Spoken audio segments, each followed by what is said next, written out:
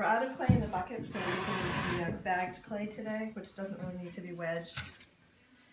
Okay, so you take some clay and kind of tap it into a cone, and then start by sort of squeezing a little bit down, and have an idea of how big you want your handle to be. So, like, that's a lot of clay right there. So then you take your fingers like this, just thumb and forefinger, and pull and turn and pull and turn. So it's really awkward at first and kind of bumpy, and then it gets smoother. So I'm giving it a half turn in between each pull.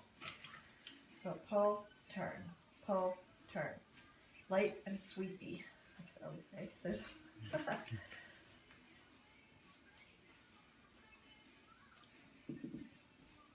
Keep looking at it, keep turning it. So when I get it to about like that, that's probably a good thickness. And then I just have my thumb on one side and pull, just my thumb down on one side. Keep wetting my fingers a little bit. And then I'm just smoothing the edges. I'm looking at it from the side, making sure that it's thick enough. Pinch off where it starts to get uneven at the bottom, and then I attach it to the table.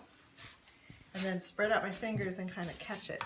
I know this is going to be too long for, let's take a little more off. And then cut at an angle away from you, and so it hits cut right towards your finger. And then take the flat end, place it on the board without touching it too much, and there it sits for a while. Hi, Anne. Good morning. How are you? Handles. You know, that's going to happen if you get not used to the pressure, so you have plenty more. Bring down some more. Light and sweepy. So this one's a little bit, gonna make it a little bit thinner to begin with. I also like to taper it so that it's slightly tapered at the bottom. That's just. How do you do that? Just by so I'm just squeezing a little bit more at the very bottom. Oh, squeezing more, right. So it's wider at the top. Pinch off where it starts to get kind of uneven, and then I'll do that thumb thing.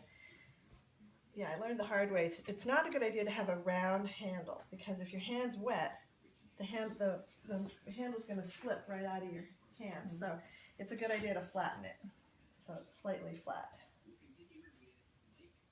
So a little bit wider, a little bit thinner, looking at it from all angles. I know this is way too much, so I can just pinch off a bunch. Push that down there. Spread out my fingers, cut towards my finger, just like your mother told you never to do, and then place that there and push forward. And how long will you leave those there before? So if I made the mug today, would I make the handles and leave them on the board too? So depending on who it's for. I just don't want it to be so big that it feels like my hand's really far away from the mug. So, but I can always trim that down later. You know where I have a problem? I always think that looks too